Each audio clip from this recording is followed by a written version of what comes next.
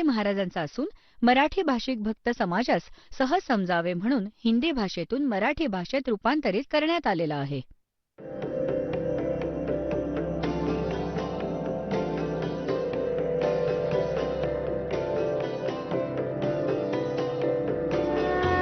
और ज्ञान सब ज्ञानडी कबीर ज्ञान सो ज्ञान और जैसे घोड़ा तोब कायम करता चले मैदान. जगद्गुरु तत्वदर्शी संत रामपालजी महाराजांचे अमृत वचन सर्व पवित्र धर्मांच्या व पवित्र शास्त्रांच्या आधारावर. तर त्याला चिंता वाटली. हे भगवान, वंश तर दिलात, परंतु आता यांना पार कसं करणार? तेव्हा परमात्मा म्हणाले की तू चिंता नको करूस. जेव्हा कलियुगामध्ये पुढे जाऊन धर्मदास माझा एक भक्ती काळ येईल आणि त्यावेळी सगळे पार होतील आणि मी परत येईन आणि तुझ्या वंशजांना जर मंत्र दिला आणि हे माझी वाणी वाचत राहतील, ज्ञानयज्ञ, यानेही मानव शरीर प्राप्त होते, परंतु मोक्ष नाही मिळणार.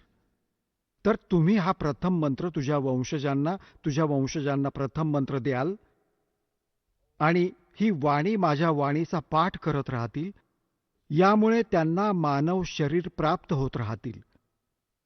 तेव्हा धर्मदासजी म्हणाले की मग त्या मानव शरीराचे काय होईल? तर सारनाम नाही मिळाले, सतनाम नाही मिळाले, तर त्या ज्ञानाशी ओळख झाली होती त्याची.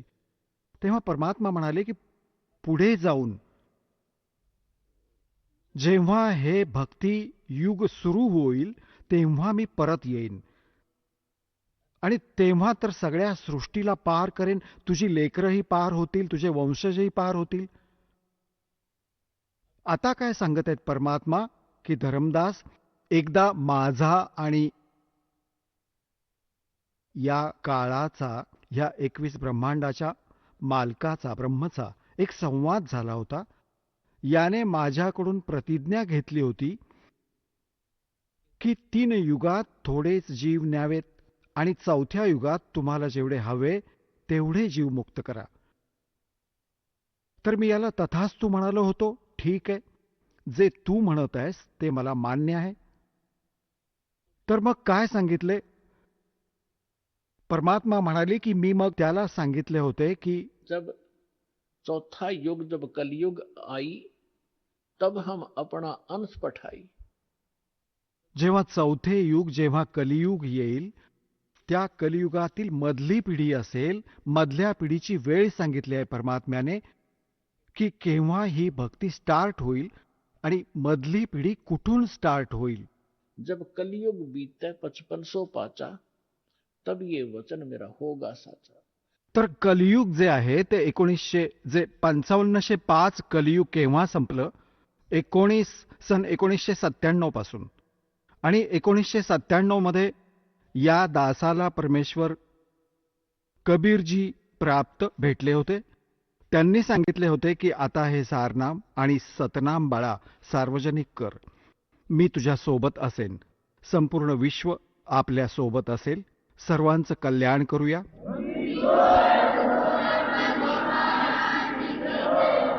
तर परमात्मा धर्मदासजींना म्हणाले होते की धर्मदास, काळाशी माझा संवाद झाला होता. तेव्हा मी काळाला म्हणालो होतो की विनती तोर मान में लीनी, की जी तू विनंती केली आहेस काळ, की 3 युगात जीव नका घेऊन जाऊ, 4थ्या युगात 3 युगात थोडे जीव घेऊन जावेत. चौथा युग जब कलयुग आवे तब तब शरण जीव बहु जावे. ऐसा वचन हर मोय दीजे तब गमन संसार ही कीजे. तेव्हा परमात्मा म्हणाले होते विनती तोर लीन में मानी और मोकू ठगे काल अभिमानी. मग परमात्मा म्हणाले की चौथा युग जब कलयुग आई तब हम अपना अंश पठाई. जेव्हा 4थे युग कलियुग येईल तेव्हा मी माझा अंश माझ्या प्रिय आत्म्याला पाठवेन. आता त्याला हे सांगितले की मी येईन, असा येईन, ते काळ समजू शकत नव्हता. त्यामुळे परमात्मा म्हणतात, सो छल छिद्र मैं करूं अपने जन के काज, तर काय सांगितले होते की चौथा युग जब कलयुग आई, तब हम अपना अंश पठाई। काल फंद छूटे नरलोई, काळाचा फास, काळाचे बंधन, छूटे नरलोई, सर्व नरनारींचे हे बंधन तुटेल आणि सकल सृष्टि परवानिक होई। पूर्ण विश्व मंत्र घेईल. परवानिक म्हणजे दीक्षित होईल.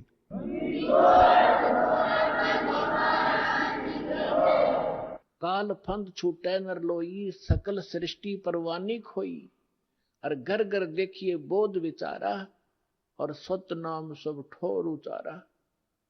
पुण्यात्म्यांनो, इथे तुम्ही बघाल परमात्मा कबीरजींचा महिमा आणि लीला. एका समर्थाचे काम तुम्ही बघाल. आत्ता तर तुम्ही बालक आहात, मग हिशोब लावू शकाल की खरंच असं काम भगवानांशिवाय होऊ शकतं.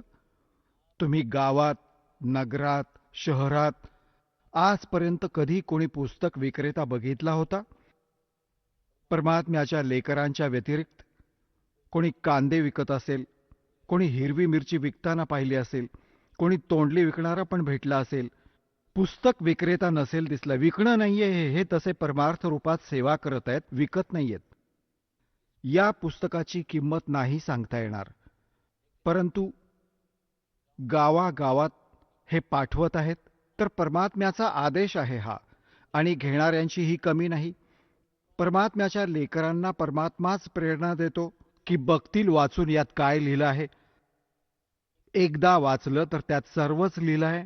मग तर सतलोक आश्रम बरवाला जिल्हा हिसारमध्ये येऊनच थांबतील ते आत्मे जे एकदा हे पुस्तक वाचतील ज्ञानगंगा. तर परमात्मा काय म्हणाले होते त्यावेळी 600 वर्षांपूर्वी पुण्यात्म्यांनो, त्यातील एक एक वचन 100च्या 100% खरे होईल. कोणते ऐऱ्या गैऱ्याचे गीत नाही येथे. समर्थांचं वचन आहे, ज्याच्या एका वचनामुळे सूर्य, पृथ्वी आणि सगळं ब्रह्मांड चालत आहेत.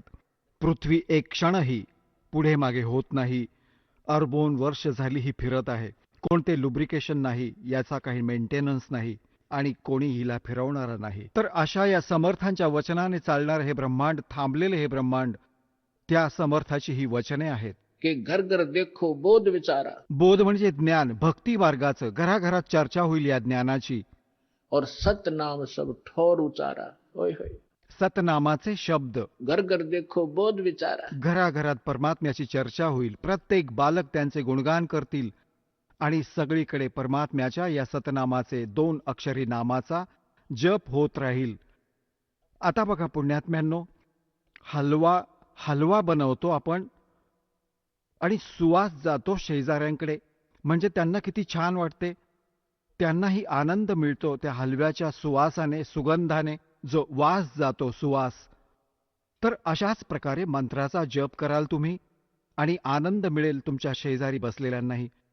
आता तो लाभ तर नाही घेऊ शकत जो हलवा तयार करणारा, जो घरात हलवा करत आहे, हलवा खाऊन आनंद घेत आहे, आणि शेजाऱ्यांना फक्त सुवासच मिळेल तर तोही चांगला आहे.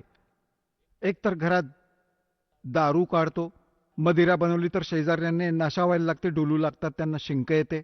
आणि घरात हलवा केला तर शेजाऱ्यांना चांगलाच तो जातो त्याचा संदेश. तर अशाच प्रकारे जर सुमरण कराल तर हलवा तर तुम्हीच खाल, पण त्याचा सुवास शेजाऱ्यांना, आभास होईल त्यांना. तर अशा प्रकारे या परमात्म्याचा मंत्र घराघरात चालेल. कोणी बसमध्ये बसून जात आहात, कोणी ट्रेनमध्ये बसला आहात, कोणी सुमरण करत आहे श्वासाचं, कोणी करत आहे प्रथम मंत्र मनातल्या मनात, तर आजूबाजूला बसलेल्या प्रवाशांवर त्याचा प्रभाव पडेल आणि एक ना एक दिवस त्यांच्या पापांचा नाश होईल ते, आणि आत्मा जागृत होईल. अशा प्रकारे परमात्म्याने संपूर्ण विश्वाला, आपल्या लेकरांना शरणात घ्यायचंच आहे. भले आज कोणी हिंदू आहे, भले कोणी मुसलमान आहे, किंवा शीख असेल किंवा ईसाई. आपण ज्ञान नसल्यामुळे वाटले गेलो. आता आपल्याला समजेल, आज मृत्यू होईल, आपण हिंदू आहोत. उद्या मृत्यू होईल, आपण अमेरिकेत जन्मलो, ख्रिश्चनांचा झेंडा उचलला, आणि मग परत मृत्यू झाला, आपण मुसलमानांचा झेंडा उचलला. आपण आहोत कोण? आपण आलो आहोत कुठून? मनुष्य जीवनाचा उद्देश काय आहे? तर हे या तत्वज्ञानातून समजेल. आणि मग काय सांगितलंय परमात्म्याने की कलयुग बीते 5500 पाचा, तब ये मेरा वचन होगा साचा. 600 वर्षांपूर्वी ही गोष्ट बोलणं की घराघरात माझ्या ज्ञानाची चर्चा होईल आणि माझंच ज्ञान राहील, संपूर्ण विश्व माझी भक्ती करेल धरमदास, तर धरमदासला ते काही पटलं नव्हतं. तर परमात्मा म्हणाले की कलयुग बीते 5500 पाचा, तब ये वचन मेरा होगा साचा. कलयुग बीत जावे जब एता, और सभी जीव परम पुरुष पद चेता. ओय होय होय. आता पुण्यात्म्यांनो, जे या ज्ञानाशी परिचित झालेले आहेत त्यांच्या तर ही गोष्ट लक्षात येईल 100% लगेच. तुम्ही काय बघत आहात? आजच्या आधी तुम्ही ज्ञानगंगा ऐकण्याच्या आधी तुम्हाला परमपुरुषाचे ज्ञान नव्हते.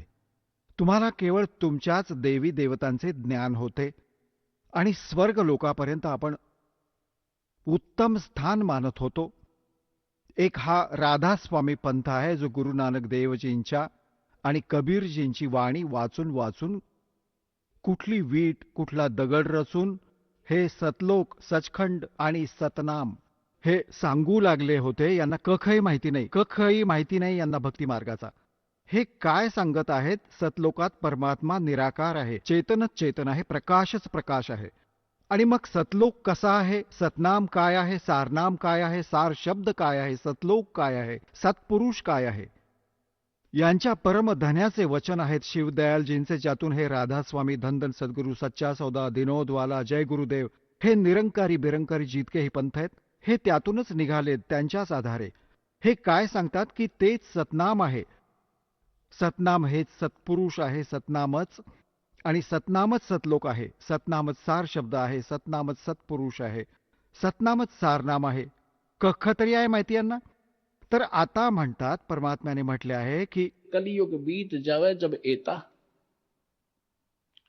और सभी जीव परम पुरुष पद चेता. ओय है. परमपुरुष गीतेच्या अध्याय नंबर 15च्या श्लोक नंबर 16 आणि 17 मध्ये 3 पुरुष आहेत. एक क्षरपुरुष, हा ब्रह्म आहे, 21 ब्रह्मांडांचा स्वामी, आणि एक अक्षर पुरुष जो 7 शंख ब्रह्मांडांचा मालक आहे. हे दोघे परमपुरुष नाहीयेत. म्हणून गीतेच्या अध्याय नंबर 15च्या श्लोक नंबर 17 मध्ये लगेच म्हटलंय की उत्तम पुरुष तू अन्य परमात्मा इति उदाहरते य लोकत्रयम आविश्य विभर्ती अव्यय ईश्वर. की तो परमपुरुष तर कोणी वेगळा आहे. उत्तम पुरुष, उत्तम म्हणजे श्रेष्ठ, परम म्हणजे श्रेष्ठ, परमपुरुष, उत्तम पुरुष, श्रेष्ठ पुरुष, पुरुष म्हणजे परमात्मा, तो तर कोणी या दोन्ही पुरुषांपेक्षा वेगळा आहे, क्षरपुरुष व अक्षरपुरुषापेक्षा. आणि तोच तीनही लोकात प्रवेश करून सर्वांचे पालन पोषण करतो. गीतेच्या अध्याय नंबर 18च्या श्लोक 62 मध्ये म्हटले की अर्जुन, तू सर्व भावांनी त्या परमेश्वराला शरण जा. एक ईश, एक ईश्वर, एक परमेश्वर. ईश हा क्षरपुरुष आहे आणि ईश्वर हा अक्षर पुरुष आहे. परमेश्वर तो परमक्षर पुरुष आहे, परमक्षर ब्रह्म आहे.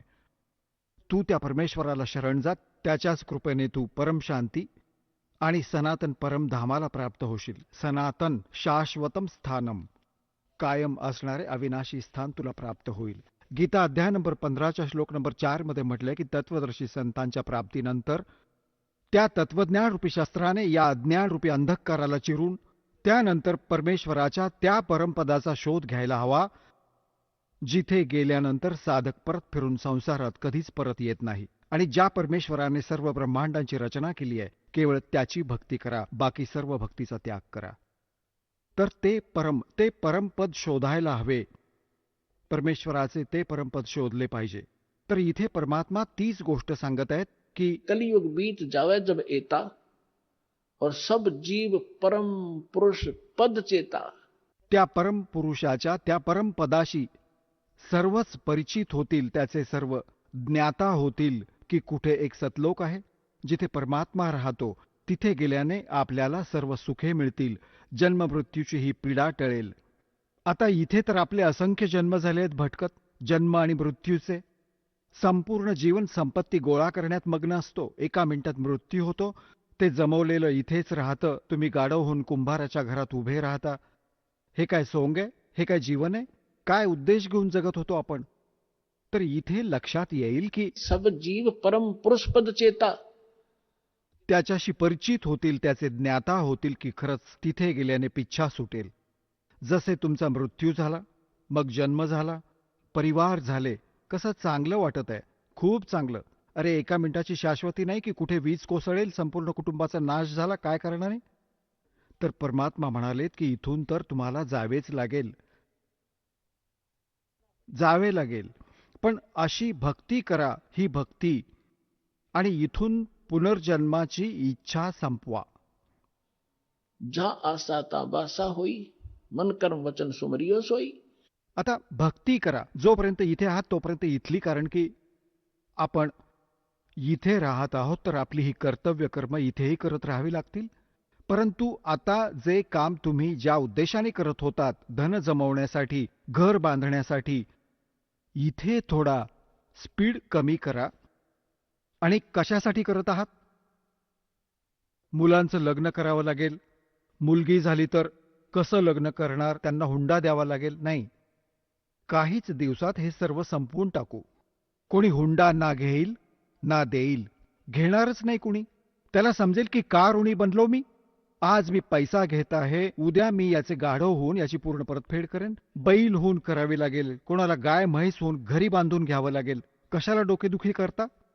तर पुण्यात्म्यांनो, जोपर्यंत हे ज्ञान नव्हतं आपण एकमेकांशी असे जोडत गेलो, संस्कार वाढवून घेतले आम्ही. आता सतलोकात जाण्यासाठी आपल्याला हे संस्कार आटोक्यात आणावे लागतील. म्हणजे परत कुठे पाय नको अडकायला, कुठे पदर आपला कोणत्या काट्यात अडकायला नको, आणि आपण इथेच राहून जाऊ. म्हणून आणि घर बांधा, ठीक आहे, तुम्हाला जसे परमात्म्याने पूर्वसंस्कारातून दिलेले आहे, घर बांधा. काही मोठा लोक दिखावा नाही केला पाहिजे यामध्ये. टाइमपास करण्यासाठी भले एक झोपडी द्या भगवान, आणि भले कसेही घर दे. आपली भक्ती करण्याचा उद्देश समजा. नैसर्गिक संकटांपासून वाचण्यासाठी घराची गरज आहे, हे शेड घालून ठेवलंय, पर्याप्त आहे. गारा नको पडायला डोक्यावर ना. जशी आपण भक्ती करत आहोत, स्वयंपाक करत आहोत, तर त्यापासून रक्षण करायचं आहे, जेणेकरून आपण भक्ती निर्विघ्न करू शकू. म्हणून घराची गरज, नैसर्गिक संकटे आपल्यावर सहज अटॅक नको करायला, आणि आपण भक्ती करू शकू, यासाठी या घर आणि झोपड्यांची गरज आहे. नाहीतर इथे तर सोन्याचा महाल बांधा, एका आण्याचा नाही, तो व्यर्थ आहे. तर परमात्मा म्हणतात, राम रटत दारिद्र भला, और टूटी घर की छान. वो सुंदर महल किस काम के, जहाँ भक्ति नहीं भगवान.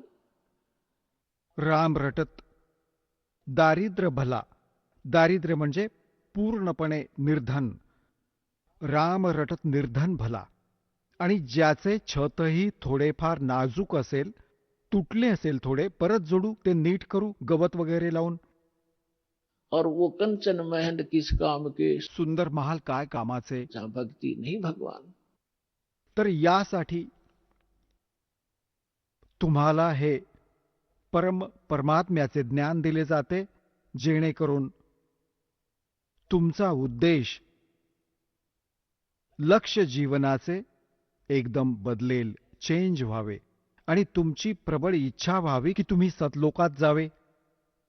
आणि तिथे आता इच्छा कधी कशी होईल, तर जेव्हा तुम्हाला दृढ विश्वास वाटेल की खरोखर असा कोणता लोक आहे, आणि तिथे ज्या सुविधा सांगितल्या जातात, तुमची अशीच सृष्टी असेल, असेच घर असेल, कुटुंब असेल.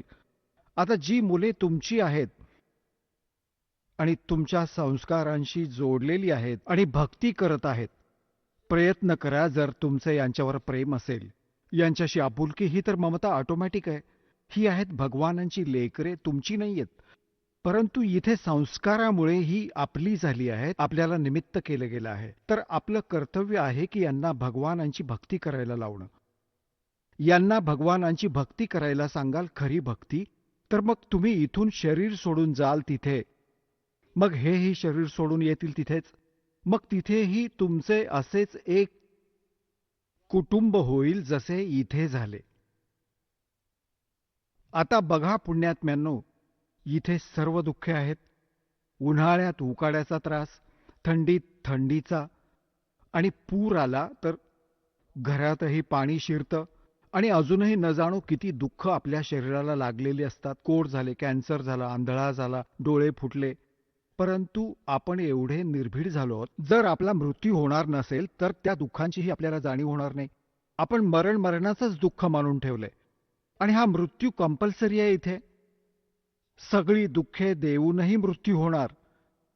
जर आपला मृत्यू नाही झाला इथे, आणि कुटुंब आपल्याला तर किती आवडतं, काय आपण मरू इच्छितो? नाही, कुणीच नाही इच्छित. परंतु इथे मृत्यू डेफिनेट होणार, आणि तुम्हीही मराल, आणि ही मुले ज्यांना तुम्ही आपली मानताही देखील शरीर न जाणं तुमच्या समोर निघून जातील. तर यातून मन हटवा. तुम्ही जिथे जाल सतलोकात, तुमचं शरीर असं होईल, कधी वृद्ध नाही होणार, जरा नाही होणार. जरा म्हणजे वृद्ध अवस्था.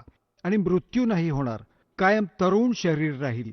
आणि तिथे तुमची घरे जी आहेत ना, ती मोठे मोठे महाल जे तुम्ही रिकामे सोडून आला आहात, ते तिथे तुमचे रिकामे पडलेत. तुम्ही चुकून या काळाच्या नादाने इथे आलात. ज्यांनी ही सृष्टी रचना ऐकली असेल त्यांना या गोष्टी सहजपणे समजत असतील. पण ज्यांनी सृष्टी रचना ऐकली नसेल, परत हळूहळू कधीतरी ऐकू, आज त्यांनी हे ऐका. कारण सत्संग स्थळ एक असे स्थान आहे जिथे प्रथम इयत्तेचे विद्यार्थीही येतात, आणि दुसऱ्या इयत्तेचेही, आणि BAचेही इथेच बसतात, आणि PhD वाले विद्यार्थीही इथेच बसलेले आहेत. एकाच सत्संगात, एकाच प्रवचनाने त्या सर्वांना त्याच स्तराचं ज्ञान द्यावं लागतं.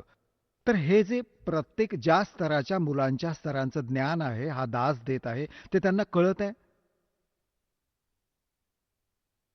तर असे हे प्रत्येक सत्संगात, प्रत्येक प्रवचनात, प्रत्येक प्रकारचे ज्ञान दिले जाते. पहिलीतले विद्यार्थीही समजतील, आणि दुसरीतलेही.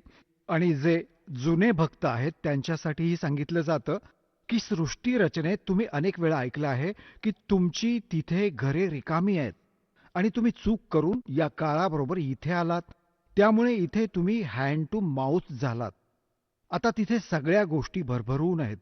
कोणत्याही गोष्टीचा अभाव नाही, काही टेन्शन नाही, आणि तिथे विकार नाहीयेत जीवाला वाईट. असा सिंपल स्वभाव देवतांपेक्षाही इथल्या देवतांमध्ये विकार आहेत. परंतु तिथले हंस, त्यांना हंस म्हटलं जातं. हंस कोणाला म्हणतात? एक पक्षी असतो हंस, एक बगळा असतो त्याच्यासारखा हुबेहूब. परंतु त्यातला फरक कधी कळतो? दोघे सरोवरात असतात तेव्हा. बगळा खातो मासे, किडे मकोडे, बेडूक, आणि हंस खातो फक्त मोती. तो किडे मकोडे नाही खात, तो मासे नाही खात. तर त्याला हंस म्हणतात, जो विकार करतच नाही मेला तरी. आणि हंसाचा अजून एक गुण सांगितलाय. त्याच्यासमोर दूध ठेवलं, ज्यात एक ग्लास पाणी, एक ग्लास दूध घालून ठेवलं मिसळून. तो दूध पिऊन घेईल आणि पाणी सोडून देईल त्या भांड्यात. जसेच्या तसं राहील. त्याच्यात असा गुण दिलाय मालकांनी. तर ज्यांनी दूध आणि पाणी वेगवेगळं केलं या ज्ञानाच्या आधारे, की हा लोक कसा आहे, इथलं आयुष्य कसं आहे, आणि सतलोकात जे सांगितलं जात आहे ते कसं आहे, तर ते वेगवेगळं केलं. हे पाणी सोडून दिलं, दूध ग्रहण केलं, त्याला हंस म्हणतात. तर त्यांना हंस म्हटलं जातं. माणसे आपल्याच सारखी आहेत, आकार असाच आहे. त्यांचं शरीर तिथे खूप तेजोमय आहे. 16 सूर्या एवढा प्रकाश. एक तिथे राहणारे भक्त आणि भक्तिणीचे आहे. परमात्म्याच्या शरीराचा जो तिथे प्रकाश आहे, एका रोमकूपात करोड सूर्य मिळवले, करोड चंद्रमा, असा प्रकाश आहे. परमात्मा सक्षम आहे, समर्थ आहे. जीव वेगळा आहे, परमात्मा वेगळा आहे. परमात्मा सर्व शक्तिमान आहे. जीवाची एक सीमित पॉवर आहे, आणि सीमित त्यांच्या सर्व क्रिया आहेत. परमात्म्याच्या क्रिया असीमित असतात. जे जीव आणि ब्रह्म एकच सांगतात ते भटकलेले प्राणी आहेत, ते अज्ञानी आत्मे आहेत, त्यांना काहीही ज्ञान नाही. आता जो प्रसंग चालला आहे, जसे एक भक्त भेटला या दासाला.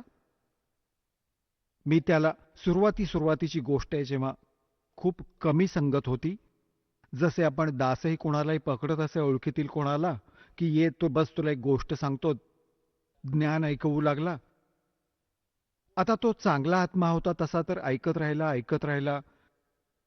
सगळी सृष्टी रचना ऐकवली. 1 दिवस, 2 दिवस, तिसऱ्या दिवशी जेव्हा तो आला, तो म्हणू लागला, बाबा गोष्ट ऐका भगतजी, मी तुमची गोष्ट अशी आहे, माझ्या हृदयाला लागते आणि माझे सरस असते यांच्यापेक्षा, आणि मी असा माणूस आहे की जसा कामाला लागतो, पक्का जिद्दी माणूस आहे मी, त्याला करूनच सोडतो, नक्कीच करतो, मध्येच नाही सोडत, आणि मी नाम घेणारच नाही. मी नाही घेणार तुमच्याकडून मंत्र. मी म्हटलं की काय गोष्ट आहे, का नाही घेणार, की मी मी मंत्र घेतला, मी तर जीवाची बाजी लावून काम करतो आणि मी भक्ती करेन आणि मी जाईन, समजा जिथे सांगत आहात कोणता लोक आहे, पहा सतलोक पण विसरला. मी तिथे गेलो आणि तिथे मला कोणीच नाही भेटलं तर एकटा बसून राहीन. मी नाही जाणार, मी तर इथेच राहणार, मला करमणार नाही. मी त्याला सांगितलं की भल्या माणसा, एक गोष्ट सांग, आता इथे तुला काय करमत आहे? समज तू गाढव झालास आणि डुक्कर झालास, तर काय मन लागणार तुझं? तो म्हणाला, चांगलंय, येताना जाताना दिसतील तरी चालणारे फिरणारे, मन रमेल माझं. बघा, अशी वृत्ती ढासळली आहे आपली की आमचं इथेच ठीक आहे, चालणारे फिरणारे दिसतील आणि इथेच बरं आहे, तर मी तिथे नाही जाणार. आता त्याचं हे जे म्हणणंही ठीक होतं की आजपर्यंत कोणी हेच नाही सांगितलं की तो सतलोक आहे आणि सतलोकात लोक राहतात, तिथे सृष्टी आहे, हे तर कुणीच सांगितलं नाही. हे राधास्वामीवाले लोक म्हणतात की तिथे तर प्रकाशच प्रकाश आहे, प्रकाशच प्रकाश आहे, चेतनच चेतन आहे. तिथे काय डोंबल करणार चेतनमध्ये जाऊन, प्रकाशात समुद्रात जाऊन बुडून मरायचंय? तर काय बोलताय, ही काय गोष्ट झाली? काय आधार आहे त्यांच्या बोलण्याला? परमात्म्याने स्वतः, जसं पुण्यात्म्यांनो, आता हा निर्णय करू इच्छितो दास की त्या सतलोकात सर्व सृष्टी आहे, असेच स्त्री पुरुष आहेत, असेच कुटुंब आहेत, परंतु इथे तर घाणेरडा व्यवहार आहे, इथे न्याय नावाची गोष्ट नाही. परमात्मा म्हणतात, निरंजन धन तेरा दरबार जा, तनिक न्याय विचार. घराघरात भांडणं, सासू सासरे, सासवा सुनांची भांडणं, भावांची आपापसात भांडणं, बहीण भावामधील कुरबूर, छोट्या मोठ्या गोष्टींवरून, संपत्ती आणि माहित नाही काय अजून भांडणं होतील. हे काय आयुष्य? सगळे नरक भोगत आहेत इथे, कुणी सुखी नाहीये. या 21 ब्रह्मांडात आग लागलेली आहे. आता तिथे जाल तेव्हा बघा, तिथे काही चिंताच नाही. आता जसे तुम्ही इथे येत आहात, इथे सासूही आली असेल, सासूही आणि सूनही आली असेल, नणंदही इथेच बसली असेल, सासू आणि सासरेही आले असतील, आणि पती आणि दीर जाऊही आले असतील. इथे इथे भांडण होणारच नाही, कोणती कुरबुर होणारच नाही. का नाही होणार? कारण एकच तयार जेवण मिळेल, एकसारखे मॅट अंथरलेले असतील, आंघोळ करा आणि आपलं भजन करा. भांडणं तर तेव्हा होतात, तू हे नाही केलंस, तू ते नाही केलंस, तिथे सत्यानाश झाला, अमुक एक गडबड झाली, तर तिथे जाऊन काही कामच नाही कोणतं. सगळ्या गोष्टी उपलब्ध तुमच्या समोर, तर तिथे तुमचा ऑटोमॅटिकली स्वभाव सुंदर बनतो. आणि तसे तिथे जे मटेरियल आहे ना आपल्या शरीराचे, बॉडीचे, त्यात हे दोष नाहीयेत. इथे कधी काम दुःखी करत आहे, कधी क्रोध त्रास देत आहे, कधी काही हव्यासापोटी आपण गफलत करत आहोत, मोहामुळे एकमेकात राग द्वेषात गुरफटलेले आहोत. तर तिथे जाऊन तुम्हाला सामूहिक भंडाऱ्यात भोजन, तुमच्या घराघरांपुढे आत फळं फुलं, फळदार वृक्ष लगडलेले असतात, तुमचं स्वयंपाकघर आणि तुमचं भरलेलं असतं सगळ्या पदार्थांनी परमात्म्याच्या कृपेने. मग मग काय राहिलं भांडण? तर सांगायचा अर्थ हा आहे की आता प्रसंग हा येतो की तिथे अशी सुंदर सृष्टी आहे, याचं प्रमाण कुठे आहे? आता कसा विश्वास वाटेल आपल्याला बघा पुण्यात्म्यांनो. परमात्मा वरती राहतो, वेद सांगतात, तिथून चालत येतो, चांगल्या आत्म्यांना भेटतो, आपले ज्ञान सांगतो. ते ज्ञान काय सांगतो? जे कबीर साहेब चांगल्या आत्म्यांना भेटले, कोणाला भेटले? धरमदासजींना भेटले. जेव्हा ते मथुरेमध्ये एका हिंदू परिवारात जन्मले होते, वाणी वैश्य कुळात जन्म होता, श्री विष्णूजी आणि भगवान शंकरांचे उपासक होते, वैष्णव धर्माचे दीक्षित होते. मथुरेला जाऊन तलावात स्नान केल्याने आपली इच्छा, 68 तीर्थ भ्रमण करण्याच्या इच्छेने ते आपल्या गुरुदेवांच्या आदेशाने गेले होते. तिथे भगवान भेटले. परमात्म्याने ही चर्चा ऐकवली की या तलावात स्नान करून, या कपड्यात, या मथुरावाल्यात स्नान करून, धरमदासजी, तुम्हाला मोक्ष हवाय? तुझ्याकडून पाणी भरून आणून ठेवलं होतं, त्याने ते सोबत ठेवलं होतं, आणि बघ त्यात किती जीव फिरत आहेत. याने तू स्नान केलेस, रगडून रगडून आंघोळ केलीस, तू करोडो जीव मारलेस रगडून रगडून. हे पाप आता तुझ्या बॅड अकाउंटमध्ये लिहिले गेले. आणि पुण्य एकही नाही, कारण शास्त्र विरुद्ध साधना आहे तुझी. तुला काय लाभ होणार यातून? पापे गोळा केलीस, मथुरेहून, आपल्या बांधवगडहून घरून निघून इथपर्यंत आलास मथुरेला. जवळजवळ 700 किलोमीटर तू पायी चालत आलास. हे खाली तुझ्या पायाखाली जेवढे जीव आले, तू ते पाप केलेस, तुझ्या पाप कर्मात लिहिले जातील. आणि पुण्य एकही नाही कोणतं यामध्ये स्नान करण्याचं, या तलावात स्नान करण्याचं. सांग, तू गीता वाचतोस ना रोज? हो तर हो, गीतेमध्ये कुठे तीर्थावर स्नान करण्याबद्दल लिहिलंय? हा जो मंत्र तुम्ही जप करता, हरे कृष्ण राधे श्याम सीताराम, गीतेत लिहिलाय कुठे? तर नाही जी. मग कशासाठी ओजी वाहतोयस? आता बघा पुण्यात्म्यांनो, पहिल्यांदा तर कितीही खरी गोष्ट असेल तर स्ट्राईक होतो डोक्यात. धरमदासजी नाराज झाले. तू मुसलमान आहेस, आमच्या देवतांचा उपहास करतोस, हे करतोस, असा डोळे लागला दाखवायला. परमात्मा अंतर्धान पावले. जिंदा महात्म्याच्या रूपात बसले होते मुसलमान धर्मामध्ये जिंदा महात्मा संत असतात. जेव्हा समोरून एकदम अंतर्धान पावले, धर्मदासचे हृदय हेलावले की सगळे खरे सांगत होता आणि ही सगळी खरी गोष्ट होती. मी तर नीच आहे, हा तर भगवान होता, फरिश्ता होता, कोणी देवता होता, एवढ्या चांगल्या गोष्टी सांगत होता. मी चूक केली आणि हे भगवान, आता परत तुम्ही भेटलात तर मी सगळ्या गोष्टी ऐकेन. काही दिवसांनी, आता ती मोठी गोष्ट आहे, आता तो विषय नाहीये, म्हणून दासाला काय सांगायचंय. परमात्मा त्यांना परत भेटले, परत काही गोष्टी सांगितल्या, ते परत काही स्वीकारल्या, परत काही चूक, ते अज्ञान आड आले, भगवान परत अंतर्धान पावले. अशा 4-5 वेळा घटना घडल्या. तर 4थ्या-5व्या वेळी जेव्हा धरमदासजींच्या समोर परमात्मा अंतर्धान पावले, तर त्याने पक्क ठरवलं की भगवान एकतर दर्शन द्या, नाहीतर मी अन्न पाणी नाही घेणार. यावेळी तुम्ही जे सांगाल ते मी सगळं ऐकेन. 5-6 दिवस गेले. धर्मदासने काही नाही खाल्लं, अन्नही नाही घेतलं. परमात्मा पोचले, त्याला मुश्किलीने आधार देऊन उभं केलं की बाळा तू खा पी, आता मी आलो आहे, ऐक माझं म्हणणं. मग धरमदासजी म्हणाले की भगवान एकदा मला ते स्थान दाखवा जे तुम्ही सांगत आहात की तिथे सगळी सृष्टी आहे. तुमचे बहीण भाऊ जे आधी इथून गेले, जे मी मुक्त केले आहेत, तेही तिथे विद्यमान आहेत. मला दाखवा भगवान, मी पाहू इच्छित आहे. आता परमात्मा म्हणाले की धर्मदास तू हट क्यों करही? असा हट्ट का करत आहेस? मी जी म्हणत आहे ती भक्ती कर, विश्वास ठेव, या भक्तीनेच तू तिथे पोहोचशील. तू बघून जरी आलास तरी तू राहू नाही शकणार, कारण तुझ्याकडे भक्ती नाहीये. ते अयोग्य. जसे कोणी मूल ट्रेनिंग करत आहे डॉक्टरचे, आणि तो म्हणाला की मला डॉक्टर दाखवून आणा आधी, ते हॉस्पिटल कसं आहे. अरे आधी ट्रेनिंग कर, मग तुला नोकरीही मिळेल तिथे. आता बघून काय डॉक्टर होणार तू तिथे जाऊन? तर आधी आपली भक्ती करा, आपले ट्रेनिंग पूर्ण करा, मग तुम्हाला नोकरी मिळेल तिथे. नाही ऐकले. मालकांनाही हवे होते साक्षीदार करावे याला. त्याची प्रबळ इच्छा झाली, एकदाच दाखवा दाता. परमात्मा घेऊन गेले वर. खाली जिंदा महात्म्याच्या रूपात होते. त्याच रूपात जाऊन पाहिले की तिथे सर्व सृष्टी, नर आणि नारी, भाऊ बहिणी सगळे बसलेले होते. सुंदर शरीर त्यांचे, उंच उंच देह, आणि खूप धष्टपुष्ट त्यांचे तेजोमय शरीर. आणि सगळे त्यांना प्रेमाने परमात्म्याने जाऊन सांगितले की यांना डबल रोल केला दात्याने. जो एक परमात्म्याच्या त्या राज दरबाराच्या समोर जो द्वारपाल होता, परमात्म्याने त्याला सांगितले खुणेने की या भक्ताला भगवानांचे दर्शन करून आणा.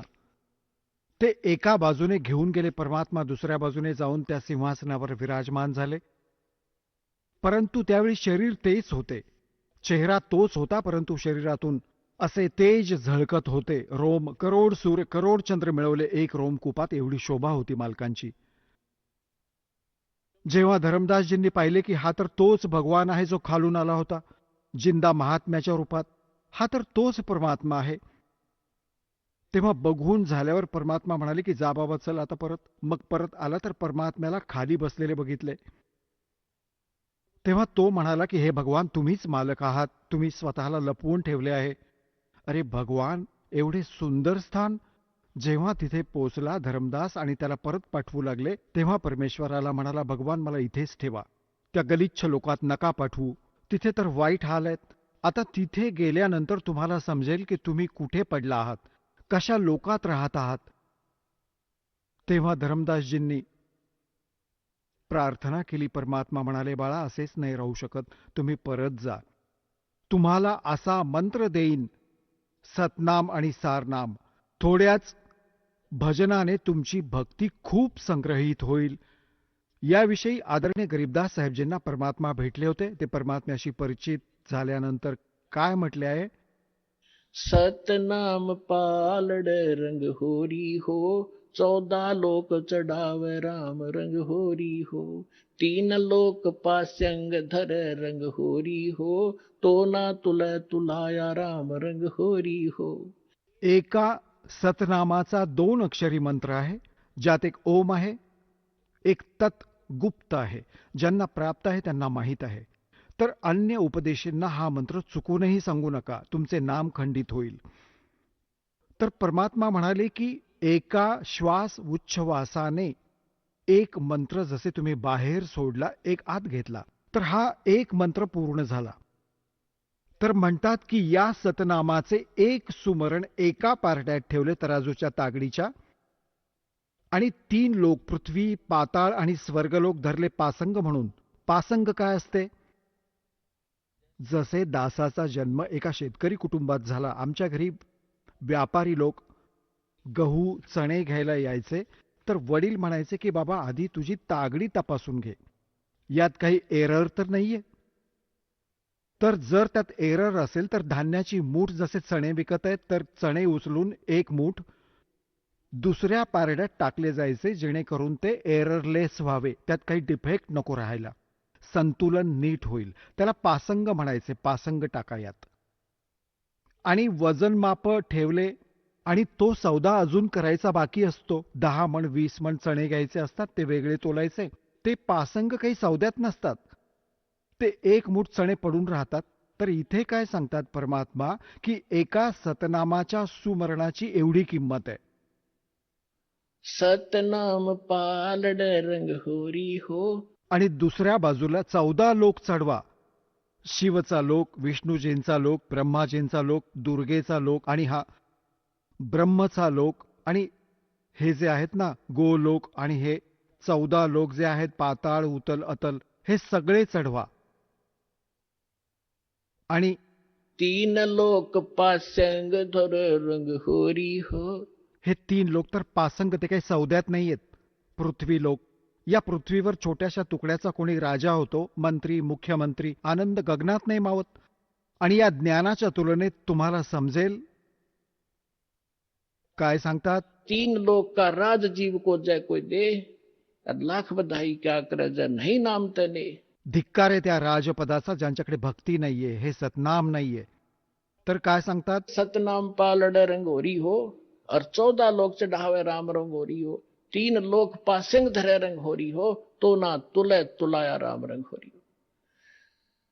तेव्हा धर्मदासजींना परमात्मा म्हणाले की खाली जा बाळा, असा मंत्र देईन, खऱ्या नियमाने, नियमात राहून ही भक्ती कर, थोड्याच स्मरणाने.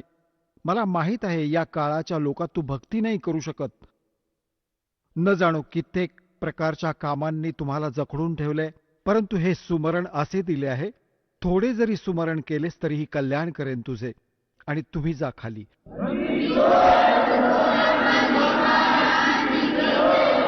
आता जसे धर्मदासजी खाली आले, समोर बसलेले तेच भगवान बघितले, चरण पकडून म्हणाले की हे भगवान, तुम्ही, आणि तिथे तुमची अशी शोभा होती शरीराची, ती इथे का लपवून ठेवली आहे? तेव्हा परमात्मा म्हणाले की जर मी त्याच तेजोमय तसा शोभायुक्त इथे आलो तर मला कोणी बघू नाही शकत, कारण चर्मदृष्टी तो प्रकाश नाही बघू शकत. आणि मग या काळाचे हृदय फाटेल. आता तर त्याला माहिती नाही की मी कोण आहे, आणि त्याला चिंता असते की या प्राण्याला खरा मार्ग नाही मिळता कामा, त्यामुळे याने न जाणो किती दूत नेमून ठेवलेत या माझ्या प्रिय आत्म्यांना मिसगाईड करण्यासाठी. कोणी काय सांगत आहे भगवानांची डेफिनेशन, कोणी काही मंत्र सांगत आहे, कोणी काही साधना सांगत आहे, सगळा बट्ट्याबोळ केलाय.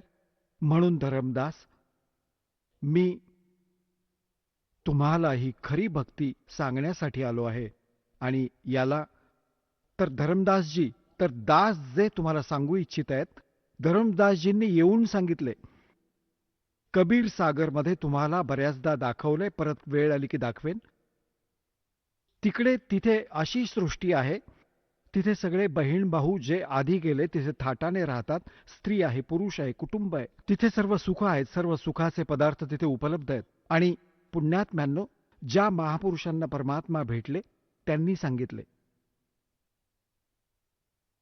आदरणीय गरीबदासजींनी सांगितले, आदरणीय नानक साहेबजींनी हेच ज्ञान दिले. परंतु जे गरीबदासजींनी जे विशेष रूपाने ज्ञान दिले आहे, त्या परमात्मा आणि या सर्व महापुरुषांची स्वतःची एक गुप्त चाल होती. तसे तर जेवढेही महापुरुष तिथे गेले आहेत त्या सर्वांना तर सगळेच ज्ञान होते, परंतु मधल्या काळात ते ज्ञान लपवून ठेवायचे होते. गरीबदासजींच्या माध्यमातून हे त्यांना जागृत करायचे होते. तर गरीबदासजींनी आपल्या वाणीत हेच सांगितले आहे. आता एवढा वेळ नाहीये की मी तुम्हाला ती ऐकवावी, की तिथे सतलोकात अशी स्थिती आहे, असे तेथील राहणीमान आहे. तिथे बाग बगीचे आहेत, सदाबहार वृक्ष आहेत, सगळी सुख आहेत. आणि तिथे जाऊन तुम्ही सदा सुखी राहाल, कायम तरुण बनून राहाल. तिथे तुमचा मृत्यू नाही होणार, तुमचं कुटुंब असेल. तर आता आपल्याला या गोष्टीवरून हा विश्वास ठेवायला लागेल की जे भगवान सांगतात, स्वतः पाहिलेले संत सांगतात, तर त्या व्यवस्थेमध्ये, त्या ज्ञानात त्रुटी नाहीये. तर तुमची आशा, तुमची इच्छा जिथेही असेल, शेवटच्या क्षणी भक्ती करणाऱ्यांची, जहां आसा ता बासा होई. तुमची इच्छा राहिली मुलांमध्ये, एखाद्या प्राण्यामध्ये, आपल्या प्राण्यात किंवा महालात घर एकदम मोठे बांधले, 10-20 लाख रुपये लावले आणि मरताना घरात जीव अडकला, तोच विचार केला तर माशी होऊन परत याल, नाहीतर कुठेतरी कुत्रा होऊन बसलेले असाल, घर बघत असाल उभ्या उभ्या. तर सांगण्याचा अर्थ हा आहे की जहां आसा ता बासा होई. मन कर्म वचन सुमरियो सोई. तर तुम्ही ही भक्ती करताना तुम्हाला एक अशी दृढ इच्छा होईल, तशी करून नाही होणार. इथली दुःखे, अस्थायी जीवन तुम्हाला स्वच्छ दिसून येईल आणि तेथील सुख आणि प्रमाण सांगितले. आता जसे श्रीमद भगवद्गीता अध्याय नंबर 7 श्लोक नंबर 29 मध्ये गीता ज्ञानदाता म्हणतो की अर्जुन, ज्या साधकाला जरा आणि मरणातून मोक्ष हवा असतो, बघा हा अध्यात्म मार्ग आहे. मुले, स्टुडंट नाही समजू शकत म्हणून टीचरची गरज भासली. आता यात जरा शब्द लिहिला आहे आणि मरण लिहिले आहे. जरा म्हणजे वृद्धावस्था आणि मरण म्हणजे मृत्यू. आता जो या जरा आणि मरणातून सुटण्यासाठी, म्हणजे याने हे सिद्ध आहे की जरा आहे म्हणजे तिथे जीवनही आहे. जिथे जरा नाहीये, वृद्धत्व नाहीये, पण जीवन तर आहेच, मनुष्य शरीरही आहे तिथे. जरा आणि मरण, मग तिथे मृत्यूही नाहीये. मृत्यू नाहीये पण जीवन पण आहे. जो जरा आणि मरणातून सुटण्यासाठी, एकतर मरण लिहिले असते तर मृत्यू होईल, जसे हे म्हणतात की तिथे प्रकाशात लीन होतात. तर हा आपला गीतेचा श्लोक हा देखील निर्णय करत आहे की जीवन आहे, जिथे जाण्याचा संकेत देत आहेत. जरा आणि मरणातून सुटण्यासाठी जो प्रयत्नशील आहे तो तद्ब्रह्मशी आणि सर्व अध्यात्म ज्ञानाशी आणि सर्व कर्मांशी परिचित आहे ती व्यक्ती. ते हे समजून चुकले आहेत, ते कोणत्याही वस्तूची डिमांड नाही करत, केवळ जरा आणि मरणातून सुटण्यासाठीच प्रयत्न करत आहेत. तर यातूनही हे सिद्ध होते की कोणते असे स्थान आहे जिथे वृद्धावस्था नाहीये आणि तिथे मरण नाहीये. तर आपले सद्ग्रंथ, ज्यांना आपण साधारण आपल्या हिशोबाने एक शिरोधार्य मानत आलो आहोत, तेही प्रमाण देत आहेत की असे एक स्थान आहे जिथे जरा आणि मरण नाहीये. आणि मग काय सांगतात? गरीबदास साहेबजी म्हणतात की सतगुर मिले तो इच्छा मिटे, पद मिल पदे समाना, और चल हंसा उस लोक पठाऊं, जो आदि अमर अस्थाना. 4 मुक्ति जहां चंपी करती, ये माया होरी दासी. 4 मुक्ती इथली चौथी मुक्ती. या 4 मुक्ती आहेत, यांना आपण सुख मानतो, स्वर्गात प्राप्त होतात आणि त्या नाशवंत आहेत. काही वेळाने त्यांची मुक्ती प्राप्त करणारेही नष्ट होतात, ते सुखही राहत नाही. आणि तिथे तुम्हाला हे सर्व सुख कायम टिकून राहील. तिथे तुमचे जीवन आहे. 4 मुक्ती जा चंपी करती माया होरी दासी. ज्या मायेच्या मागे तुम्ही धावत आहात, घर बांधा, चांगले चुकले खा, असे करा, कार घ्या, म्हणतात तिथे विमान आहे तुमच्याकडे, प्रत्येक प्राण्याची वेगवेगळी, आणि सगळे भरपूर आहे तिथे सर्व घर. तर म्हणतात 4 मुक्ती जा चंपी करती माया होरी दासी. दास गरीब अबे पद पर सेवा मिले राम अविनाशी. होय होय. तो भगवान भेटेल तिथे, अविनाशी भगवान, आणि सगळी सुख तुमच्याकडे टिकून राहतील. ते स्थान आहे सतलोक, जिथे तुम्हाला या मंत्र आणि साधनेने पोहोचवले जाईल. तुमचे खूपच सौभाग्य आहे पुण्यात्म्यांनो, तुम्हाला हे स्थान मिळाले, हे भगवान मिळाले, आणि खरे हे सतनाम मिळाले. हे जपून ठेवा आणि जीवाची बाजी लावा. म्हणतात समझा है तो सरदर पाओ, बहुर नहीं रे ऐसा दाव.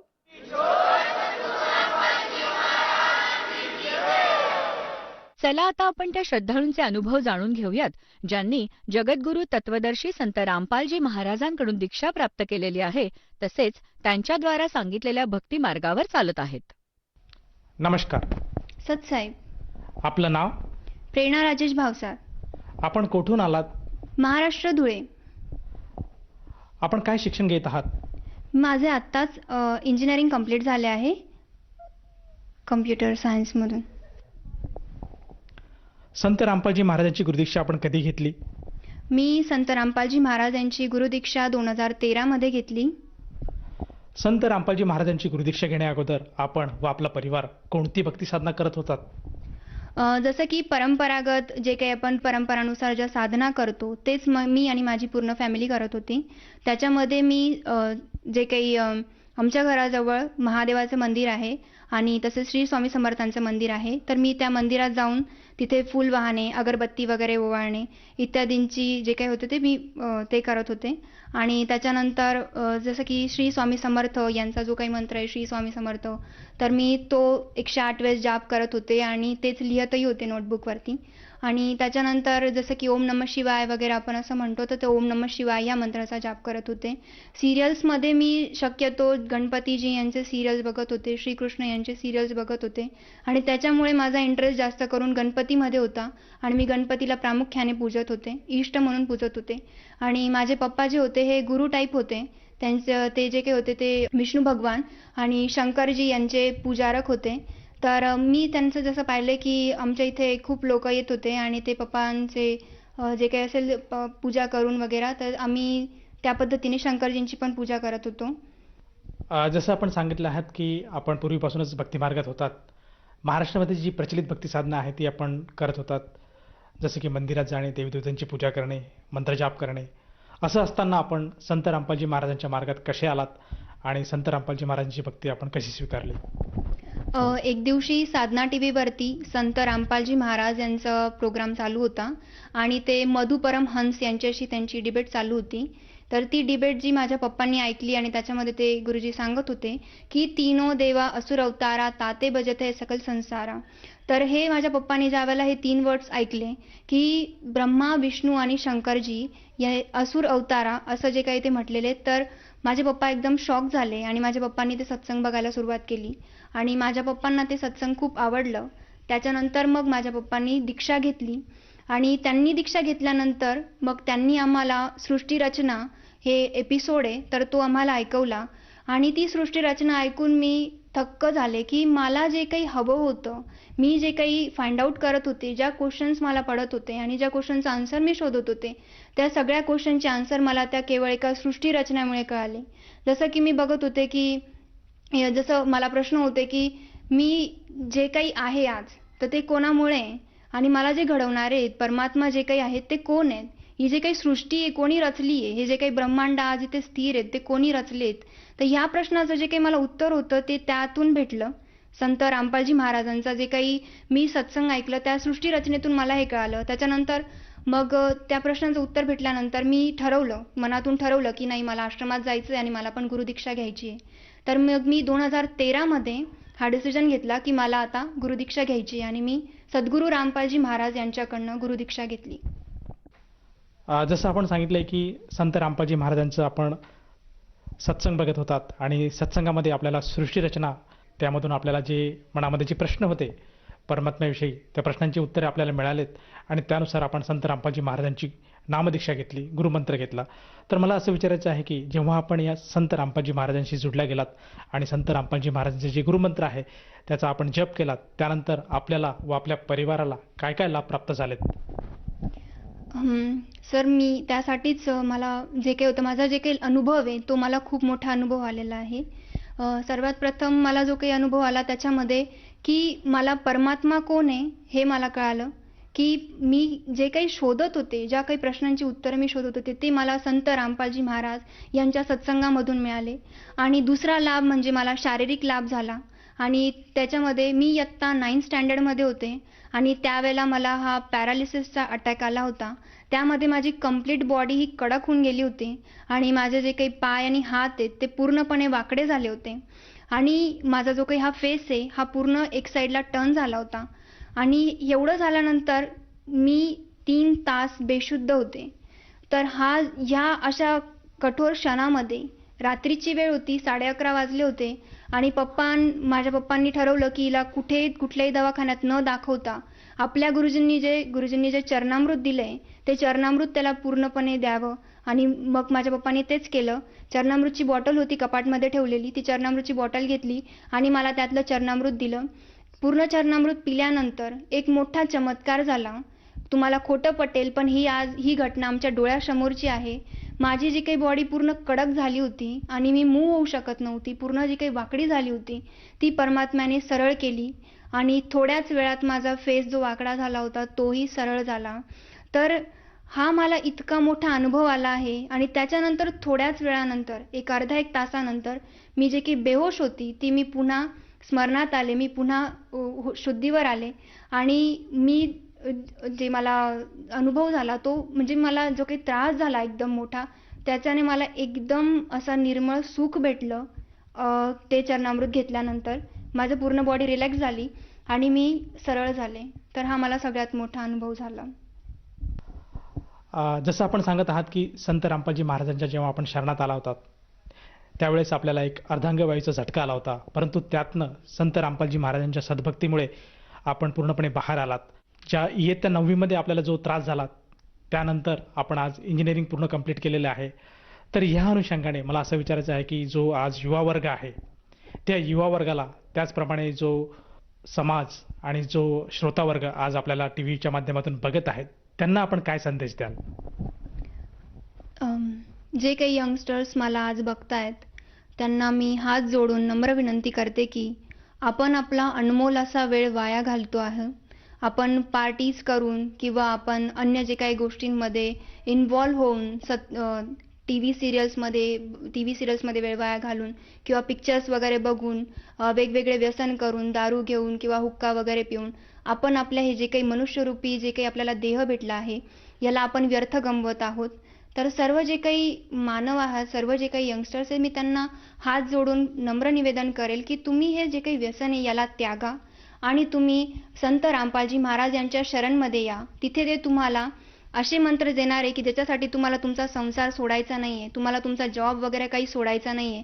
तुम्हाला जॉब करता करता, तुमचा संसार करता करता तुम्हाला चालता फिरता हे मंत्रांचे जाप करता येतील असे सहज आणि सोपे मंत्र गुरुजी आपल्याला देतात. तर त्या मंत्रांचा तुम्ही जाप करू शकतात. आणि नंतर दुसरं असं सांगायचं आहे मला दुसऱ्या वर्गाला की जसं की आता मी एक कन्या आहे, मी एक मुलगी आहे आणि आपल्याला सगळ्यांनाच माहिती आहे की मुलगी ही आजच्या जगामध्ये किती वजन असते लोकांना, की मुलगी त्यांना जर असेल तर ते त्यांचा पोटातच त्याला मारून टाकण्याचा प्रयत्न करतात. तर अशा या घटनेमध्ये माझे जे काही आईवडील आहेत ते आज खुश आहेत की त्यांना 2 मुली आहेत, मला एक बहीण पण आहे. तर ते आज खुश आहेत की त्यांना दोन मुली आहेत आणि ते आज परमात्म्याच्या चरणी आहेत. आमचा जो काही विवाह आहे तो गुरुजींनी जी काही मोहीम राबवली आहे त्याच्यामध्ये हुंडा आम्ही घेत नाही आणि हुंडा देतही नाही. तर अशा या मोहिमेद्वारे आमचे जे काही लग्न पण आहे ते परमात्मा कृपेने अशा ठिकाणी होईल जिथे की हुंडा घेतला जाणारही नाही आणि हुंडा दिला जाणारही नाही. तर मला सर्व बांधवांना, सर्व जे काही श्रोते जे मला ऐकतात त्यांना असं सांगायचं आहे की तुम्ही ह्या संत रामपालजी महाराजांकडनं दीक्षा घ्या. इथे जे काही नियम आहेत किंवा इथे जे काही तुम्हाला उपलब्धी होणार आहे ती जगामध्ये कुठेच होणार नाही. आमचे जे काही गुरुजी आहेत त्यांचे भगत लोक ज्यांनी दीक्षा घेतलेली ते आज जगभरात आहे. USA मध्ये आहेत, तसंच आपण अन्य जे काही नेपाळमध्ये आहे आणि पाकिस्तानामध्ये सुद्धा आपले भगत लोक आहेत. तर जगभरात हे जे काही संत रामपालजी महाराजांचे शिष्य आज आहेत आणि ते सगळेजण या हुंडा जो काही आपण घेतो किंवा देतो हे सगळं त्यांनी बंद केलं आहे. नशामुक्त असा समाज तयार होत आहे. तर करोडोच्या संख्येने संत रामपालजी महाराज यांचे शिष्य अनुयायी झालेले आहेत. तर मी सर्व जे काही माझे जे आज मला ऐकतायत, जेवढे काही यंगस्टर्स मला जे ऐकतायत त्यांना मी सांगते की हे जे काही आहे आपलं सायंटिफिकली ट्रू आहे. तुम्ही धर्मग्रंथ वाचून तुम्हाला गुरुजी सांगतात की या प्रकारे तुम्हाला तुमचे हॉली बुक्स तुम्हाला असं सांगतायत आणि याच्यामध्ये लिहून ठेवलेलं आहे. तेच आपल्याला वाचून दाखवतात आणि तेच आपल्याला सांगतात. तर आज आपण जे काही गुरुजींचे शिष्य आहोत, तर आम्ही जे काही वाचलं, जे काही आम्ही पाहिलं त्याच्यानंतर आम्ही संत रामपालजी महाराजांची दीक्षा घेतली आहे. तर असं सांगायचं की आज आपण शिकलेलो आहोत, तर आपल्या शिक्षणाचा एकच असा उपाय आहे, आपल्या शिक्षणाचा आपण असा उपयोग करून घेऊ शकतो की आपले जे काही धर्मग्रंथ आहेत जसं गीता, बायबल, वेद, कुराण हे वाचून आपल्याला समजेल की संत रामपालजी महाराज हे काय सांगतायत. आपण ना की आपले जे काही पूर्वज सांगत आले आपण तेच ऐकायचं आणि तेच करायचं. त्यापेक्षा आपल्याला आज वाचण्याची जे आपण वाचू शकतो तर आपण वाचून आपल्याला समजणार आहे की खरं काय आणि खोटं काय. तर सगळ्यांना मी नम्र विनंती करते पुन्हा एकदा की तुम्ही नक्कीच सत्संग ऐका आणि संत रामपालजी महाराज यांच्याकडनं दीक्षा घ्या आणि आपले कल्याण करा. जसं आपण सांगत आहात की आज मानव समाजाने, खास करून युवा वर्गाने संत रामपालजी महाराजांची नामदीक्षा घ्यायला हवी आणि नशामुक्त भारत, हुंडाबळी किंवा बेटी बचाव बेटी पढाव जे आज सरकारचं स्वप्न आहे, केवळ संत रामपालजी महाराजांच्या नामदीक्षेमुळे आज समाज सुधारत आहेत. तर ह्या अनुषंगाने जर एखाद्या साधकाला किंवा व्यक्तीला संत रामपालजी महाराजांची नामदीक्षा घ्यावीशी वाटत असेल तर ती व्यक्ती नामदीक्षा कशी घेऊ शकेल? आपण जे आता टीव्हीवरती मला बघता आहात, तर त्या टीव्हीच्या स्क्रीनवरती खालच्याच बाजूला नंबर फ्लॅशअप होत आहेत.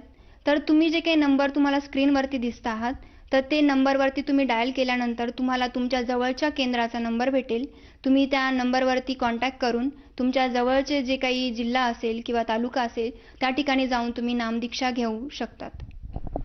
जसं आपण सांगत आहात की आज महाराष्ट्रामध्ये संत रामपालजी महाराजांच्या कृपेने प्रत्येक जिल्ह्यामध्ये किंवा तालुक्यामध्ये नामदान केंद्राची सुविधा उपलब्ध आहेत. जर एखादा साधक, इच्छुक साधक संत रामपालजी महाराजांची नामदीक्षा घेऊ इच्छित असेल तर त्या साधकाला त्या नामदीक्षेसाठी किती पैसे मोजावे लागतील? सांगायचं असं की या नामदीक्षेसाठी तुम्हाला कुठल्याही प्रकारचा खर्च लागत नाही. ही नामदीक्षा अगदी निशुल्क आहे. उलट तुम्हाला जे काही नामदीक्षेसाठी जे काही मंत्राचं कार्ड असो किंवा फोटो असो किंवा अन्य जे काही गोष्टी, प्रसाद वगैरे, तर या सगळ्या गोष्टी तुम्हाला फ्री ऑफ कॉस्ट तिथे दिल्या जातात. तुम्हाला नामदीक्षा एकदम फ्रीमध्ये दिली जाते. तर इथे कुठलाही खर्च नाही आहे. तर तुम्ही या, इथे सगळं काही निशुल्क आहे आणि हा अनमोल नामदीक्षा फक्त आणि फक्त तुमच्यासाठीच परमात्म्याने खुला ठेवलेला आहे. तर तुम्ही या आणि दीक्षा ग्रहण करून तुमचं कल्याण करा. धन्यवाद. सत साहेब.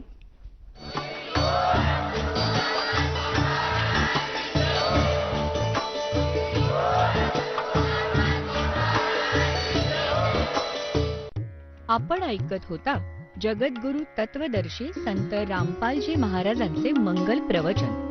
निशुल्क नामदीक्षा प्राप्त करण्यासाठी आणि अधिक माहितीसाठी संपर्क करा 7030303951 7030303952. आमची वेबसाईट आहे www.jagadgururampalji.org.